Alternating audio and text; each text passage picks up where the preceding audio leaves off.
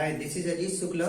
So now we are going to discuss about the topic of and the chapter of organic chemistry in class first year. देखिए आज की video में हम लोग class first year का organic chemistry study करेंगे। Even organic chemistry तो वैसे बहुत बड़ा चैप्टर है, लेकिन हम आपको कुछ इजी ट्रिक के माध्यम से, कुछ पॉइंट के माध्यम से पढ़ने में हेल्प करेंगे। तो बने रहिए मेरे साथ और देखते रहिए कंटिन्यू। आइए बात करते हैं ऑर्गेनिक केमिस्ट्री के चैप्टर के बारे में। देखिए अगर आप फर्स्ट ईयर के स्टूडेंट हैं तो आपके लिए ये वीडियो बहुत ही इंपॉर्टेंट है। आप इस वीडियो को ध्यान से देखिएगा और नोटबुक बिल्कुल इसी के अकॉर्डिंग तैयार करिएगा, क्योंकि आई थिंक मैं जितना भी डेटा है एनसीईआरटी का सारा कवर करूंगा विद प्रॉब्लम के साथ, यानी प्रॉब्लम भी आपकी स्टडी करवाएंगे हम इस वीडियो में।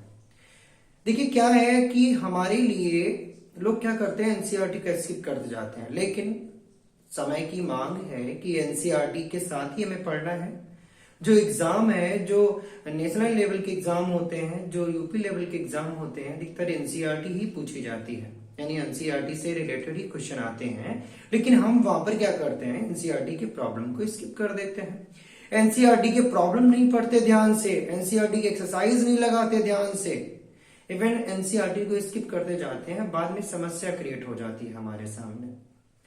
तो आज के वीडियो में सिर्फ और सिर्फ एनसीईआरटी के जो टॉपिक हैं क्लास फर्स्ट ईयर की ऑर्गेनिक केमिस्ट्री के। देखिए ऑर्गेनिक केमिस्ट्री तो वैसे बहुत बड़ा चैप्टर है, इवन एक 2-3 घंटे में नहीं पढ़ा जा सकता, लेकिन फिर भी आप प्रयास कर सकते हैं और पढ़ भी सकते हैं।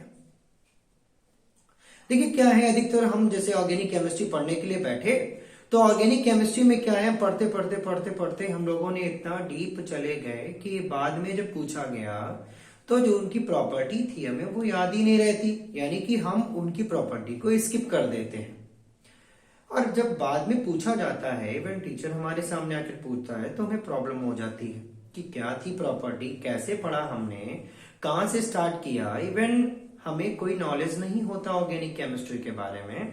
हम क्या पढ़ते जाते हैं, रिएक्शन लिखते जाते हैं और बना लेते हैं कॉफी का एक बड़ा सा बंडल, और वहां पर सिर्फ और सिर्फ ये याद रहता है कि ऑर्गेनिक केमिस्ट्री आती है, लेकिन उसका टॉपिक याद नहीं रहता। तो हमने आपके लिए विशेषकर ट्रिकें बनाई हुई है, विशेषकर इतनी ज्यादा हाईटेक नहीं कह सकते, लेकिन आपके फ्यूचर के लिए इंपॉर्टेंट है। अगर आपको जरूरी लगे तो आप जरूर लिख लीजिएगा। देखिए ट्रिक के माध्यम से आप रिएक्शन का पर्टिकुलर नाम याद रख सकते हो, रिएक्शन कौन सी रिएक्शन हो रही है ये भी याद रख सकते हो, ठीक है। इवन बात करें कार्बन से रिलेटेड कंपाउंड के बारे में, तो उसी को पढ़ने के लिए हमारी ऑर्गेनिक केमिस्ट्री है। देखिए अगर पूछा जाए कि ऑर्गेनिक केमिस्ट्री में क्या सीखा आपने, तो आप सीधे बताइए कि कार्बन से रिलेटेड कंपाउंड को स्टडी किया हमने। कार्बन क्या है, कार्बन की वैरायटी बहुत ज्यादा है। इवन अगर सारे कंपाउंड को एक साथ देख लिया जाए तो देखने पर हम ये अनुमान भी नहीं लगा सकते कि कार्बन का होगा ये, लेकिन हम एक एलिमेंट के बेसिस पे बोल सकते हैं कि वो कार्बन का होगा। देखिए हम बात करें आपकी, तो ये जो आपकी ऑर्गेनिक केमिस्ट्री है ये 2000 साल पहले हमारे केमिस्ट ने डिस्कवर कर ली थी। 2000 साल पहले हमारे केमिस्ट ने डिस्कवर कर ली थी। तो उन्होंने ऑर्गेनिक कंपाउंड जो ऑर्गेनिक कंपाउंड थे उनको डिस्कवर किया था।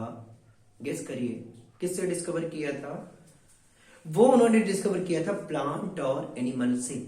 किससे डिस्कवर किया था? प्लांट और एनिमल की बॉडी से उन्होंने ऑर्गेनिक कंपाउंड को डिस्कवर कर लिया था। इवन अगर हम बात करें कि ऑर्गेनिक कंपाउंड में सबसे ज्यादा क्या है, तो वो सबसे ज्यादा है कार्बन।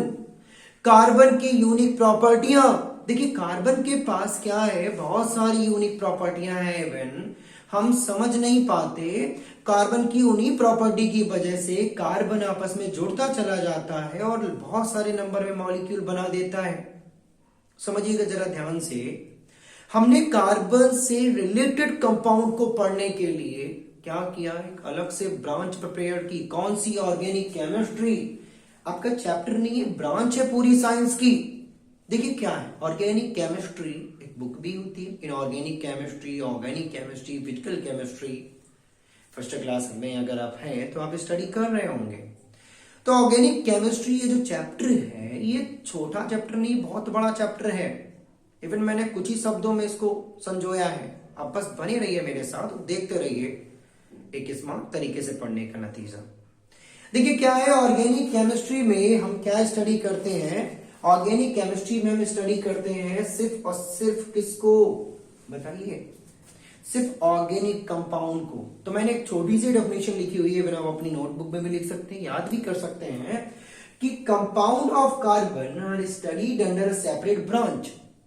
देखिए साफ लिखा है, बिल्कुल कहीं भी कंफ्यूज होने की जरूरत नहीं है।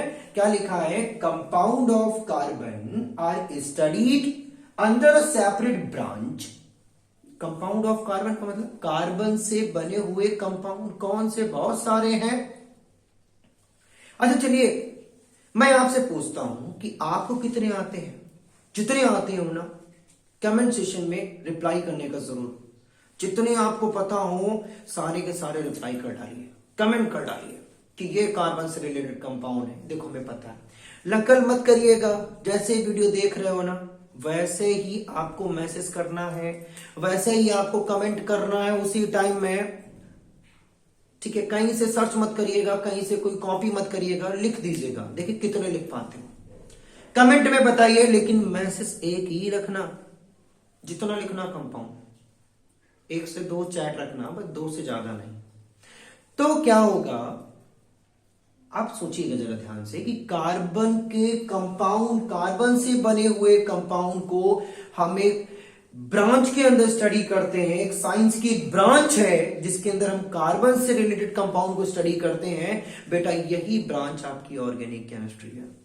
क्या है, आपको याद नहीं करना है, समझना है, सिर्फ समझ लीजिए, लॉजिक है ये कि ऑर्गेनिक केमिस्ट्री में क्या है, पूरा कार्बन के कंपाउंड है, जितने भी कार्बन के कंपाउंड हैं that we are study under organic chemistry.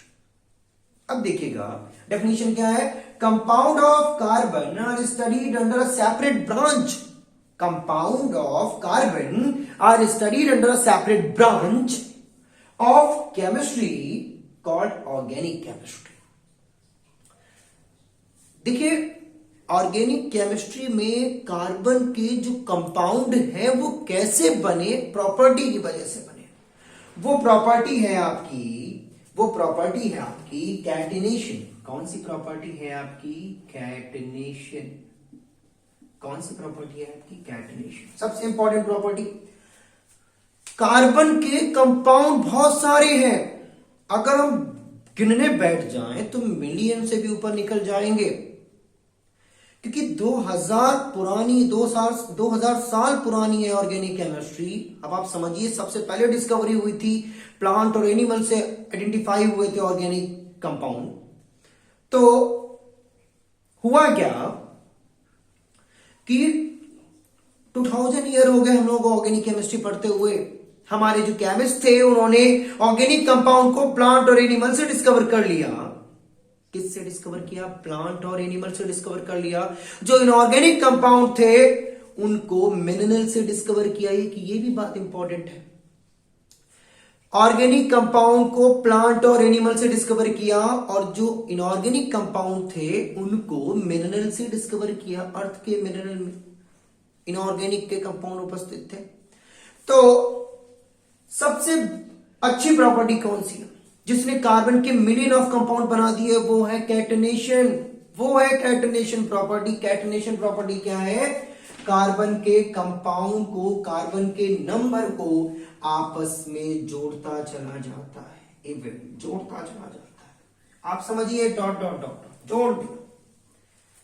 Catenation क्या है कि कार्बन आपस में जुड़ रहा है, एक लंबी चेन बना रहा है, बस यही कैटिनेशन है। कार्बन आपस में जुड़ता चला जाता है और एक लंबी सी चैन बना लेता है। इवन कार्बन के नंबर तो बढ़ा दिए ना उसने, कार्बन के कंपाउंड में तो वृद्धि कर दी, आपस में ऐड हो रहा है, रुक नहीं रहा है, ऐड होता जा रहा है। इवन बात करें पेट्रोलियम की तो C1 से लेकर C40 तक ऐड हो जाता है कार्बन। आप समझिए कौन सी प्रॉपर्टी है, कैटिनेशन प्रॉपर्टी है, सबसे इंपॉर्टेंट प्रॉपर्टी कैटिनेशन प्रॉपर्टी। अब बात करते हैं देखिए क्या है, कार्बन हमें लगता छोटा सा है। कार्बन क्या है, आपने सोच लिया, कार्बन का 6 एटॉमिक नंबर है, 12 मास नंबर है। कार्बन एक छोटा सा एलिमेंट है, 10th में हो आप, फर्स्ट ईयर में हो आप, छोटा सा एलिमेंट समझते हो। लेकिन कार्बन एक ब्रॉड कंपाउंड बनाता है, बहुत सारे कंपाउंड बनाने लगता है, फिर हमारे लिए एक चुनौती का काम हो जाता है उनको पढ़ना। इवन अगर हम क्लास में पढ़ रहे हैं तो हमारा फोकस हमारे टीचर की तरफ उतना नहीं होता। बच्चे क्या करते हैं, इधर उधर की भी दुनिया भर की बातें भी क्लास में बैठ के करते हैं, उसमें भी उनको एंटरटेन चाहिए। ठीक है, पूरे टाइम वो टीचर फोकस तो करेंगे नहीं इवन। ठीक है, तो उस दौरान वो अपने धीरे धीरे से अपना फ्यूचर स्पॉइल करते रहते हैं। लेकिन आपको ध्यान से देखना है। आप अगर 10 मिनट ही देख रहे वीडियो तो आप ध्यान से देखिए, बात समझिए। तो कैटिनेशन प्रॉपर्टी एक ऐसी प्रॉपर्टी है जिसमें कार्बन आपस में जुड़ता चला जा रहा है, कार्बन आपस में जुड़ रहा है, एक लंबी चेन बना रहा है, और कार्बन के कंपाउंड में वृद्धि हो रही, दिन प्रतिदिन कार्बन के कंपाउंड बढ़ रहे हैं, क्योंकि कैटिनेशन प्रॉपर्टी जो उसके पास है। अब बात करते हैं कार्बन के कंपाउंड के इंट्रोडक्शन की। देखिए पहली हेडिंग है हमारी इंट्रोडक्शन। क्या है बेटा, इंट्रोडक्शन। क्या है इंट्रोडक्शन, समझिएगा। देखिए इंट्रोडक्शन क्या है कि ये बोल दिया गया कि कार्बन तो सभी में है। इवन हम जो ब्रश करते हैं उसमें भी कार्बन, हम जो कपड़े पहनते हैं उसमें भी कार्बन, आपके बॉडी में भी कार्बन है, आपके चारों तरफ कार्बन है। देखिए कार्बन को आपके इन्वायरमेंट से पाया गया है। एटमॉस्फेयर में भी कार्बन था 0.03%, आपके अर्थ क्रस्ट में भी कार्बन है 0.02% मिनरल के फॉर्म में है, आपके इन्वायरमेंट में कार्बन डाइऑक्साइड गैस के फॉर्म में है। क्या है, कार्बन है। तो एक साइंटिस्ट थे बर्जीलियस, नाम याद होगा आपको। बर्जीलियस ने क्या बोला कि कार्बन के कंपाउंडों को लैब में नहीं बनाया जा सकता। समझिएगा, क्या बोला कि कार्बन के कंपाउंडों को लैब में नहीं बनाया जा सकता। ठीक है, इनको बनाने के लिए फोर्स की जरूरत होती है। किसकी जरूरत होती है, फोर्स की जरूरत होती है। कार्बन के कंपाउंड को लैब में नहीं बना सकते। तो अब वहां पर कुछ ना कुछ एक्सेप्शंस लगा अराउंड। ये जो बात बोली थी बर्जीलियस ने, क्या बोला था, ये बात बोली थी उन्होंने 1780 में। कब बोला था, 1780 में ये बात बोली थी। किसने बोली थी, बर्जीलियस ने बोला था। क्या बोला था बर्जीलियस ने, क्या बोला था बर्जीलियस ने, क्या बोला था बर्जीलियस ने, बोला था, समझिए ध्यान से। बर्जीलियस ने बोला था कि कार्बन से रिलेटेड कंपाउंडों को लैब में नहीं बनाया जा सकता। You can't prepared in laboratory, क्योंकि वो एक वाइटल फोर्स की वजह। बेटा आप समझिए, कार्बन के कंपाउंड को सबसे पहले 2000 साल पहले कहां से डिस्कवर किया गया, आपका आंसर होना चाहिए प्लांट और एनिमल से। तो वहां पर कोल, पेट्रोलियम, ये सब क्या है, यही तो डिस्कवर हुआ। समझिए, तो धीरे धीरे धीरे धीरे डिस्कवरी हुई ना कार्बन के कंपाउंड की, एकदम से तो हो नहीं गया। तो बर्जीलियस ने 1780 में क्या बताया कि कार्बन के कंपाउंडों को लैब में नहीं बना सकते। इनको बनाने के लिए हमें एक वाइटल फोर्स की जरूरत होती है, और वो वाइटल फोर्स हजारों साल में क्रिएट होता है। इवन आपने सुना होगा कहानी के जैसा, आपने शिक्षक ने भी सुनाया होगा आपको कि बहुत साल पहले बाढ़ आई थी, सारे प्लांट और एनिमल नीचे जाके दब गए, वहां पर मिट्टी की लेयर पड़ गई, नीचे जाके प्लांट और एनिमल अंडर गॉड बरी अंडर द सॉइल हो गए। उसके बाद में धीरे धीरे उनका प्रेशर बढ़ा, टेम्परेचर बढ़ा, वो धीरे धीरे धीरे धीरे ऑर्गेनिक कंपाउंड में कन्वर्ट हो गए, और वही बन गए आपके फॉसिल फ्यूल्स। लेकिन ये बात तो बर्जीलियस ने बोली कि कार्बन कंपाउंड को बनने के लिए, देखिए बर्जीलियस कौन थे, केमिस्ट थे। बर्जीलियस कौन थे, केमिस्ट थे। क्या बोला उन्होंने कि कार्बन के कंपाउंड को बनने के लिए एक फोर्स की जरूरत होती है। कौन सा फोर्स, वाइटल फोर्स। कौन सा फोर्स, वाइटल फोर्स। कार्बन के कंपाउंड को प्रिपेयर होने के लिए एक फोर्स की जरूरत होती है, और वो फोर्स है आपका वाइटल फोर्स। लैब में नहीं बनाया जा सकता। क्यों, क्योंकि कार्बन के कंपाउंडों को बनाने के लिए कौन सा फोर्स रिस्पॉन्सिबल है, वो है आपका वाइटल फोर्स। बात समझिए, कार्बन के कंपाउंड को बनाने के लिए कौन से फोर्स की जरूरत होती है, आंसर आपका होगा वाइटल फोर्स। अब बेटा हर चीज में प्रेडिक्शन है, हर एक बात में रदरफोर्ड ने कुछ डिस्कवर किया, बोर ने आके प्रेडिक्शन लगाया, कुछ ना कुछ एक्सेप्शंस दिए, लुइस ने लॉ बनाए, लुइस ने बोला ऑक्टेट में 8 इलेक्ट्रॉन होते हैं, आके एक्सेप्शंस आ गया, यानी हर बात में एक्सेप्शंस है। तो यहां पर भी है, क्या है कि बेटा इनको नकार दिया गया, और एक साइंटिस्ट थे जिनका नाम हम आपको बता रहे हैं, 1828 की बात है। कब की? 1828 की बात है। एक साइंटिस्ट थे, उनका नाम था एफ वोलर। क्या नाम था? F volar. उनका नाम था एफ वोलर। उन्होंने क्या किया, एक ऑर्गेनिक कंपाउंड को लैब में बना लिया। देखिए सिर्फ इंट्रोडक्शन की बात कर रहे हैं, अभी दूसरा नहीं ले रहे हैं, अभी सिर्फ कार्बन का इंट्रोडक्शन चल रहा है, सिर्फ और सिर्फ इंट्रोडक्शन है। सुनते रहिए ध्यान से, क्योंकि जब तक आपको इंट्रोडक्शन नहीं पता होगा कार्बन है क्या, तब तक आप टॉपिक कैसे सीखेंगे। जो रिएक्शन, जो डेटा, उसमें ट्रिक प्रोवाइड होती है। इंट्रोडक्शन में क्या ट्रिक देंगे हम आपको? इंट्रोडक्शन तो समझना पड़ेगा, क्या है कार्बन, कार्बन की जीवन चर्या क्या है, कार्बन की लाइफ साइकिल क्या है, कैसे क्रिएट हुआ, किस फोर्स की वजह से क्रिएट हुआ, क्या क्या कौन कौन वैज्ञानिक थे जिन्होंने बताया, कौन कौन से केमिस्ट थे, इनके बारे में भी समझना पड़ेगा। तो सुनते रहिए और देखते रहिए लगातार। देखिए आपको 1828 में क्या किया वोलर ने, एफ वोलर ने क्या किया, या वोलर ने क्या किया बताओ? बोल दिया कि बर्जीलियस जो है ना, जो बोल गए, क्या बोल गया बर्जीलियस बोल गए कि कार्बन से रिलेटेड कंपाउंड को लैब में नहीं बनाया जा सकता, क्योंकि उनको बनाने के लिए एक फोर्स की जरूरत होती है, वो फोर्स है वाइटल फोर्स। ठीक है, तो वोलर ने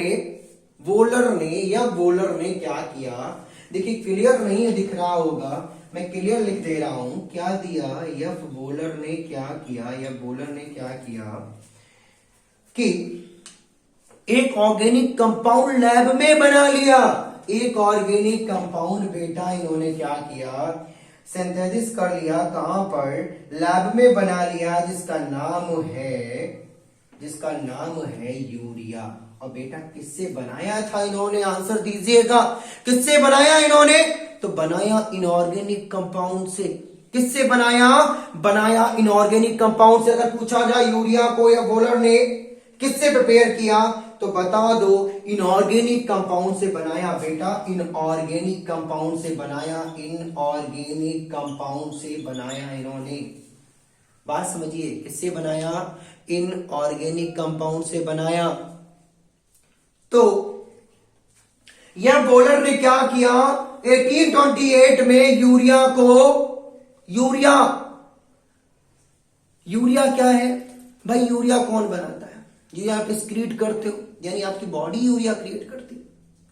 तो यूरिया को बर्जीलियस ने क्या बताया कि कोई भी ऑर्गेनिक कंपाउंड हो, वो सिर्फ वाइटल फोर्स की वजह से बनता है। जितने भी ऑर्गेनिक कंपाउंड है उनको बनाने के लिए फोर्स की जरूरत होती है, वो फोर्स है वाइटल फोर्स। लेकिन यह वोलर ने क्या किया, 1828 में एक ऑर्गेनिक कंपाउंड बना दिया जिसका नाम है यूरिया। तो इन्होंने किस कंपाउंड से बनाया था? तो इन्होंने बनाया था इनऑर्गेनिक कंपाउंड से। किससे बनाया था? इनऑर्गेनिक कंपाउंड से। जी हां, सुन लीजिएगा ध्यान से, नोट भी कर लीजिए, कॉपी पेन लेकर बैठिए, जितना बता रहा हूं सब नोट करना है, एक एक वर्ड नोट करना है, सब कुछ नोट करना है आपको। नोट करते रहिए, लिखते रहिए, तभी तो सीख पाओगे, अन्यथा क्लास को स्किप कर दोगे, बार बार वीडियो देखोगे। जब अगर नोट होगा आपका, दोबारा वीडियो देखने की जरूरत नहीं पड़ेगी, नोट वाला ही पढ़ लो। सुनते रहो ध्यान से, पढ़ते भी रहो ध्यान से। यह वोलर ने 1828 में क्या किया, इनऑर्गेनिक कंपाउंड से यूरिया बना ली। बात समझो, इनऑर्गेनिक कंपाउंड से यूरिया बना ली। अब आप बता सकते हो कि कौन सा इनऑर्गेनिक कंपाउंड था जिससे उन्होंने यूरिया बनाई? कौन सा वो इनऑर्गेनिक कंपाउंड था जिससे उन्होंने यूरिया बनाई? तो वो था अमोनियम साइनेट। क्या था वो था आपका अमोनियम साइनेट। क्या था वो था आपका अमोनियम साइनेट। ध्यान दीजिएगा, वो था आपका अमोनियम साइनेट। ठीक है, वो था आपका अमोनियम साइनेट। ध्यान दो, मेरी बात ध्यान से, क्या था वो था आपका अमोनियम साइनेट, फॉर्मूला होगा NH4CnO। याद करो क्या फॉर्मूला होगा अमोनियम साइनेट का, क्या फॉर्मूला होगा अमोनियम अमोनियम अमोनियम, और क्या लिखना है आपको, लिखना है आपको साइनेट, अमोनियम साइनेट। अमोनियम साइनेट क्या है, एक इनऑर्गेनिक कंपाउंड है। यह बोलर ने 1828 में क्या बना लिया, बताइएगा क्या बना लिया बोलर ने, यह बोलर ने बना ली थी यूरिया, किससे, अमोनियम साइनेट से। तो अमोनियम साइनेट से इन्होंने यूरिया बना ली, क्या किया इन्होंने, हीट कर दिया, हीट कर दिया किसको, अमोनियम साइनेट को इन्होंने हीट कर दिया, और बेटा यूरिया फाउंड कर ली, NH2CO NH2 बना लिया, और यही आपका यूरिया है। ये क्या है आपका यूरिया है। और किसने बनाया था, साइंटिस्ट का नाम, केमिस्ट का नाम एफ वोलर। अब सुनिएगा ध्यान से, अब यहां पर नहीं रुका प्रोसेस, जरूरी नहीं है कि प्रोसेस यहीं पर रुक गया कि यह वोलर ने जो बता दिया, यह वोलर ने जो बता दिया 1828 में यह वोलर ने जो बता दिया कि बस इतना ही समापन हो गया, नहीं, इसके अलावा भी है। क्या है, यह वोलर के अनुसार अमोनियम साइनेट को हीट करने पर वो यूरिया में कन्वर्ट होता है, लैब में कन्वर्ट होता है। अमोनियम साइनेट क्या है, अमोनियम साइनेट एक इनऑर्गेनिक कंपाउंड है, क्या है, इनऑर्गेनिक कंपाउंड है। बात समझो, अमोनियम साइनेट क्या है, एक इनऑर्गेनिक कंपाउंड है। ये बात किसने बताई, ये बात बताई थी एफ वोलर ने, ये बात बताई थी किसने, एफ वोलर ने। ओके, अब सुनिएगा दूसरा टॉपिक, अब सुनिएगा दूसरा टॉपिक।